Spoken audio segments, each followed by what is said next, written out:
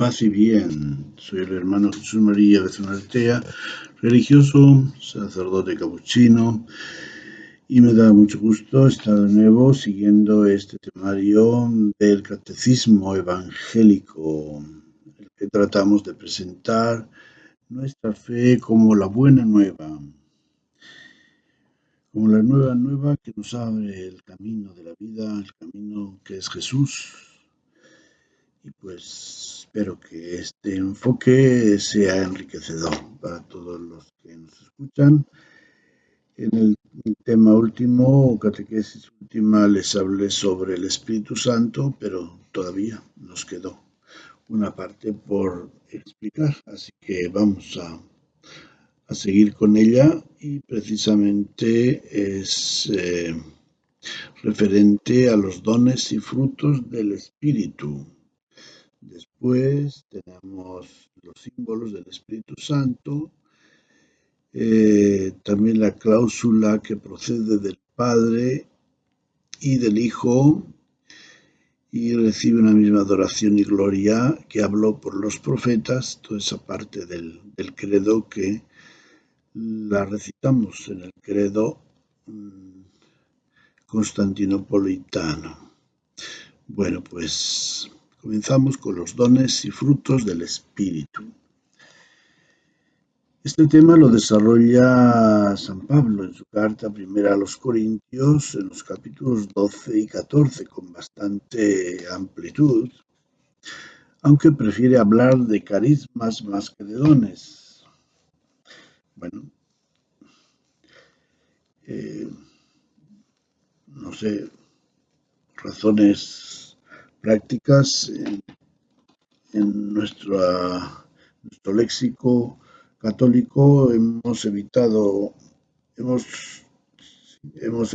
diríamos, este término carisma, aunque hoy día, en cierto modo, está de moda hablar de carisma con cierta libertad en el sentido que se le da. Bueno, entonces, bíblicamente, carisma es un don del Espíritu Santo, pero un don que se da para el servicio de la comunidad. No es un simple don. Es decir, hoy día, por ejemplo, una persona que tiene el don para la música se dice que tiene carisma. Una persona que tiene ese feeling fuerte para tal cosa dice tiene carisma. Bueno, pues en el sentido bíblico, concretamente del Nuevo Testamento, ese carisma significa un don, pero para servicio de la comunidad. Los puntos fundamentales de su doctrina sobre estos carismas son los siguientes. Ante todo, el apóstol se centra en hacer ver que estos carismas son concedidos para servicio de la comunidad. Parte de que todo lo referente a nuestra vida cristiana es gracia del Espíritu Santo. El punto de partida. San Pablo, nadie puede decir ni siquiera Jesús es el Señor, sino con el Espíritu Santo. Es decir, que la fe, nuestra fe en Cristo, nuestra fe cristiana, todo eso es obra del Espíritu Santo en nosotros. En medio de toda la diversidad de carismas que hay en la Iglesia, el Espíritu es el mismo, quien los obra en todos y los distribuye a cada uno según su voluntad. Importante tener en cuenta esto. La diversidad de carismas que se dan, por ejemplo, entre congregaciones, órdenes religiosas, tienen el mismo espíritu como protagonista y motor. Entonces no deben de separarnos o dividirnos o confrontarnos, sino unirnos en la misma tarea de construcción o de construir el reino. San Pablo nos ofrece la comparación del cuerpo humano. Dice, está formado de muchos miembros. Todos son parte del mismo cuerpo y todos colaboran en el bien y el provecho del conjunto.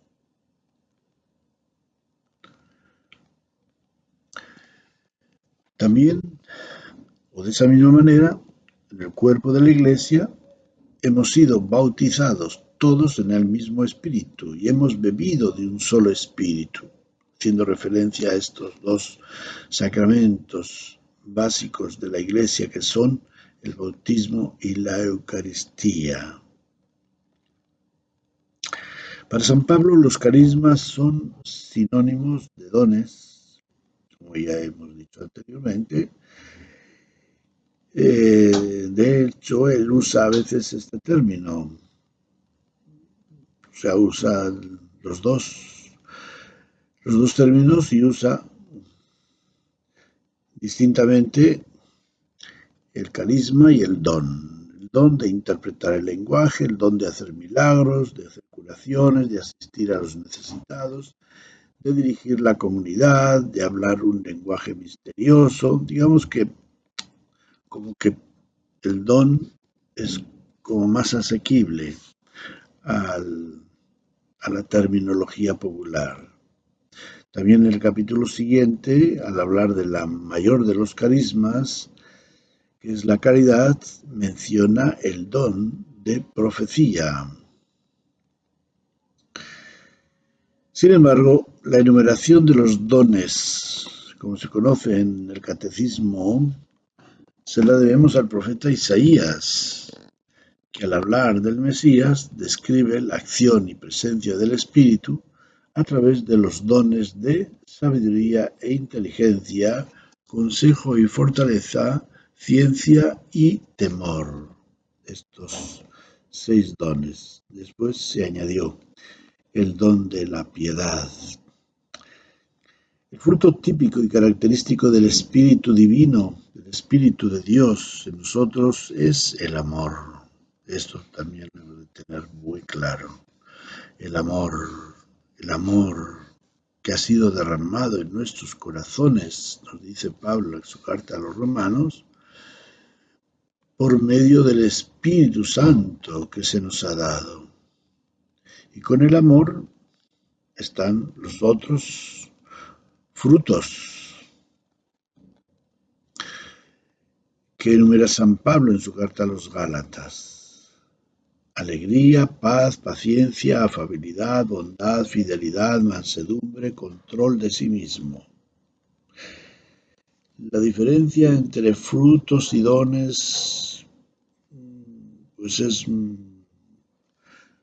muy leve, que no merece mucho la pena en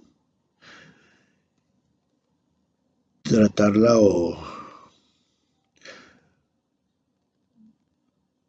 porque, bueno, pues Pablo habla de los frutos de la alegría, de la paz, de la paciencia, afabilidad, mansedumbre, control de sí mismo. Quizá estos frutos sí son más de tipo afectivo, mientras que los dones abarcan toda la amplitud de la vida del cristiano. En relación a estos frutos tenemos que recordar el mensaje de Jesús al resucitar y hacerse presente entre los apóstoles en el cenáculo, que son la paz y el perdón. La paz esté con vosotros. Recibid el Espíritu Santo. A quienes les perdonéis los pecados, les serán perdonados. A quienes los retengáis, les serán retenidos.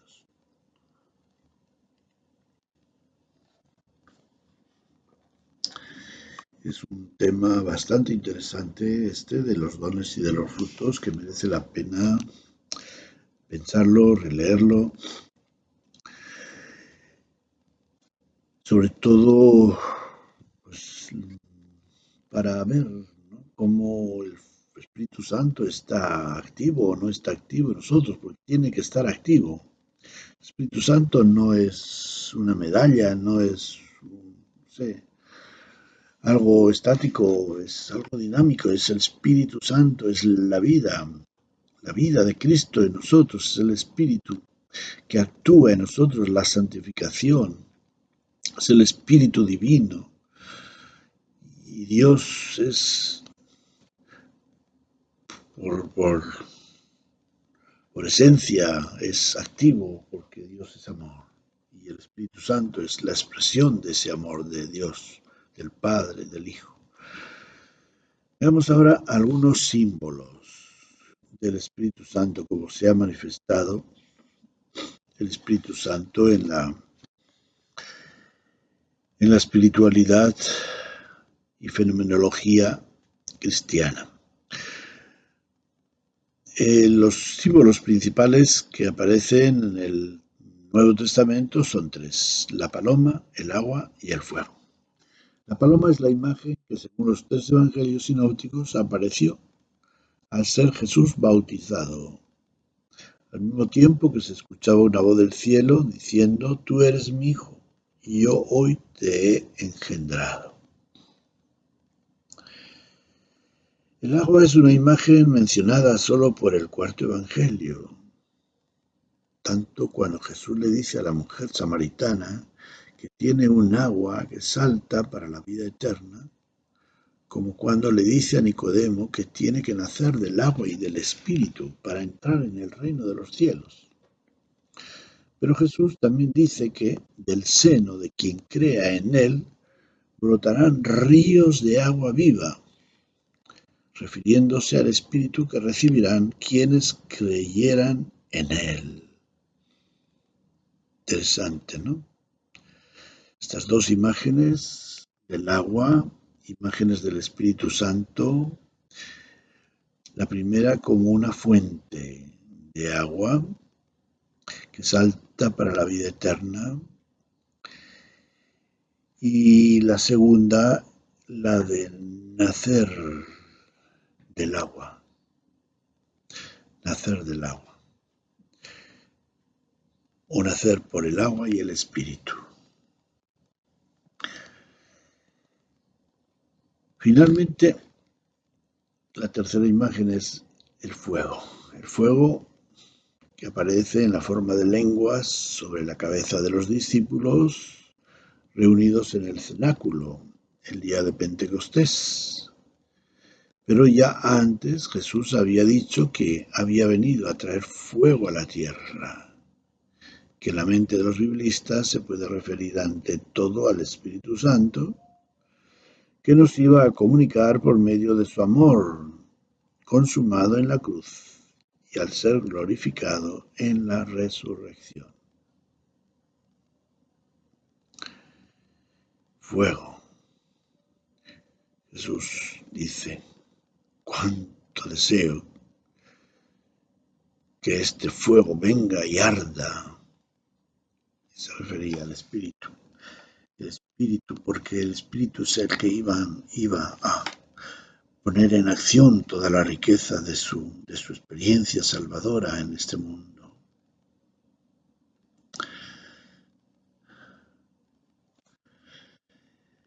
Y bueno, después de tratar estos temas así más claros y concretos sobre los frutos, dones del Espíritu Santo, los símbolos, tenemos ahora una expresión que ha sido bastante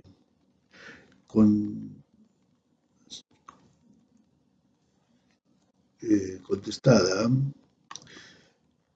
controvertida entre los teólogos, que es esta de que procede del Padre y del Hijo. De tal manera que entre las iglesias cristianas, pues hay algunas iglesias de Oriente que no aceptan esta cláusula del credo. Esta procedencia del Padre y del Hijo. Y es que es difícil de explicar. Es difícil de explicar porque nosotros entendemos proceder como una sucesión en el tiempo. Y eso es lo que no podemos nosotros explicar, ¿no? como si el Espíritu Santo procede del Padre y del Hijo, ¿cómo pueden ser iguales en la existencia? Lo que la Iglesia Católica cree es que hay una comunión perfecta entre las divinas personas, de que son totalmente igual el Padre, el Hijo y el Espíritu Santo, que ninguno es menor o de menos categoría que la otra persona, y que el Padre y el amor del Padre y del Hijo constituye el Espíritu Santo. Entonces, en ese sentido se explica el término proceder, pero no deja de ser un misterio el entenderlo con nuestras categorías humanas. Otra cláusula que enumeramos en el credo, en la recitación del credo, Constantino Nacioncena, es: con el Padre y el Hijo recibe una misma adoración y gloria. A través de estas palabras, de nuevo, se confiesa la igualdad entre las diversas personas que la Iglesia proclama siempre. La fórmula más conocida es la que usamos para iniciar muchas celebraciones y que se ha convertido en la forma de ponernos bajo el cuidado de Dios, en el nombre del Padre, del Hijo y del Espíritu Santo. O también otra que usamos para concluir muchas oraciones: gloria al Padre, y al Hijo y al Espíritu Santo. Esta unidad de comunión entre Jesús y el Espíritu y con el Padre nos da testimonio Jesucristo en su discurso sacerdotal, cuando dice Jesús, el Evangelio de San Juan, por supuesto: el Espíritu de la verdad os guiará a la verdad completa, pues no hablará por su cuenta.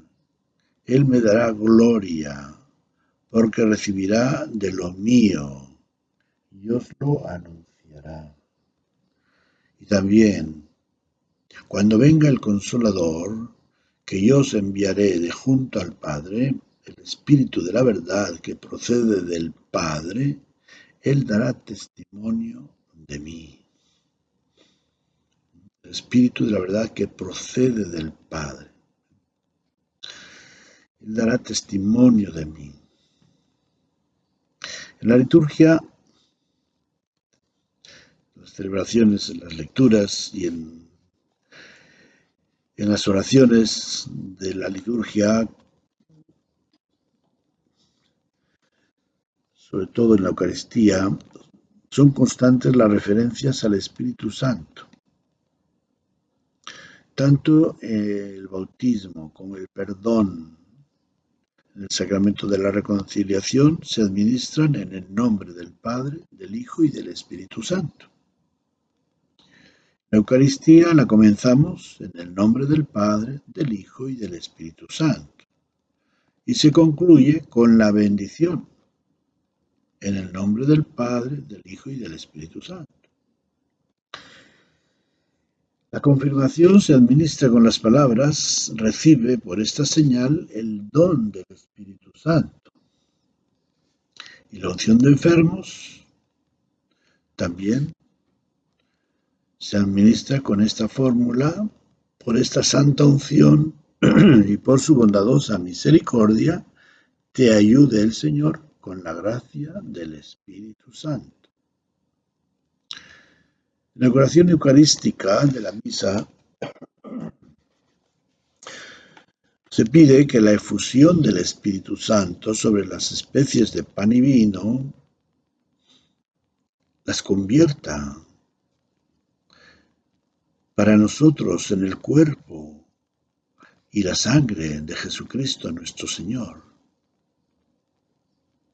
E inmediatamente después de la consagración se pide que el Espíritu Santo congregue en la unidad a cuantos participamos del cuerpo y sangre de Cristo. Finalmente, en la oración final de alabanza se dice, por Cristo, con Él y en Él. A ti, Dios Padre Omnipotente, en la unidad del Espíritu Santo, todo honor y toda gloria. Creo que sí merece la pena prestar atención a estas, sobre todo a la Eucaristía, que la celebramos pues diariamente, algunos, otros dominicalmente, fijarnos cuántas veces aparece, se menciona al Espíritu Santo, sobre todo en la oración eucarística, que es el corazón de la liturgia. Lo cual quiere decir que sí, el Espíritu Santo está activo plenamente en la vida de la Iglesia y en todo el misterio de la Trinidad. Y la última expresión referida al Espíritu Santo en el credo es que habló por los profetas. A través de estas palabras se manifiesta la presencia del Espíritu a lo largo de la historia de la salvación, concretamente a través de los profetas, que son los que anuncian las promesas de salvación o llaman al pueblo a la conversión. La referencia más importante al respecto la tenemos en la segunda carta de San Pedro, al decir, nunca profecía alguna ha venido por voluntad humana, sino que hombres movidos por el Espíritu Santo han hablado de Dios. Nunca profecía alguna ha venido por voluntad humana, sino que hombres movidos por el Espíritu Santo han hablado de parte de Dios. Es decir, que toda la palabra, lo que llamamos palabra de Dios, del Antiguo y del Nuevo Testamento, nos llega por la inspiración del Espíritu Santo. Por eso la Iglesia cree que la Biblia es palabra de Dios. Obviamente que es un poco difícil de creer para muchos en qué manera, porque no se trata de ir palabra por palabra, se trata de ver los mensajes de salvación que se nos dan en los distintos libros, o sea, el conjunto. Sí, es como si yo voy a proclamar algo importante de mi vida. Lo importante sí pueden ser algunas palabras, pero lo importante es el mensaje. El mensaje. La persona nos dice, pues bueno, he decidido dejar esta vida para abrazar otra vida, dedicarme al servicio de Dios, etc. Bueno, pues, ¿cuál es el mensaje? El mensaje es la decisión de pasar de una vida a otra. Es el mensaje fundamental. Ya los detalles, pues puede ser que sean accesorios y así pues hay tantas historias que a veces la gente dice, pero ¿cómo? Pues fíjate cómo, si hablamos de los pecados del rey David, o de los pecados del rey Saúl, o de los pecados de la falta de fe de Moisés, o de las intrigas de los hijos de Jacob, etcétera, todo eso es palabra de Dios. Todo eso es palabra de Dios. Lo que es palabra de Dios es el mensaje que de todo eso podemos nosotros sacar, que es el hilo de la historia de la salvación. Ya no importa, los detalles son los detalles de una historia humana a través de la cual Dios va llevando a cabo su voluntad salvadora y cómo a pesar de todas esas limitaciones y tropiezos, en cierto modo diríamos, oposiciones con las cuales Dios se encuentra de parte del ser humano para llevar a cabo la historia, es como en el caso de Abraham. Abraham, Dios le dice que le va a dar una descendencia numerosa, pero Abraham quiere hacerlo a su manera. Entonces tiene relaciones con una esclava y tiene un hijo, Ismael, pero Dios le dice, no, ese no es el hijo que va a ser fruto de la promesa, vendrá de Sara. Entonces, decir, bueno, no se trata de pararnos de valorar moralmente las acciones de todos estos personajes que participan en la historia de la salvación, sino seguir el hilo de los acontecimientos de una historia que es humana, pero instrumento divino para llevar a cabo la historia de la salvación, ¿no? Y eso es lo que viene a constituir la profecía, que no es algo humano, sino que es algo divino, movido por el Espíritu Santo. Bueno, eh, también, por ejemplo, el mismo San Pedro nos dice en la segunda carta, sobre esta salvación investigaron los profetas que profetizaron sobre la gracia destinada a vosotros, procurando descubrir a qué tiempo y qué circunstancias se refería el Espíritu de Cristo. Y claro, aquí los profetas, por ejemplo, pues no se refiere solamente a los profetas del Antiguo Testamento, como estamos acostumbrados a pensar, sino se refiere a todos los ministros de la Iglesia, del Antiguo y del Nuevo Testamento, que predicaron en nombre de Dios. Digamos la buena nueva, pues sí, todo lo que viene de parte de Dios es buena nueva, aunque estamos acostumbrados a pensar en la buena nueva del Evangelio. Bueno, pues ojalá. Lo importante pues es quedarnos con esta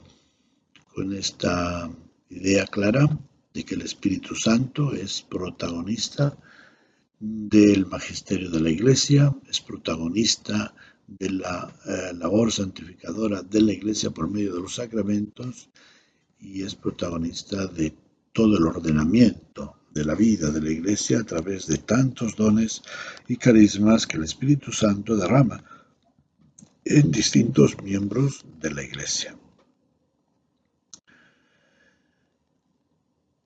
Bueno, pues creo que ya hemos completado el tiempo y con esto concluimos el tema del Espíritu Santo y el próximo tema, trataremos ya el tema de la Virgen María. Que nuestro credo es creo en Dios Padre, creo en Dios Hijo, creo en el Espíritu Santo, los tres pilares de nuestra fe. Sin embargo, pues decimos, al hablar de Jesucristo, decimos que nació de María Virgen. Entonces, sabemos que la Virgen María tiene un lugar importante dentro de todo el misterio de la Iglesia y por ello queremos incluirla también en nuestro credo.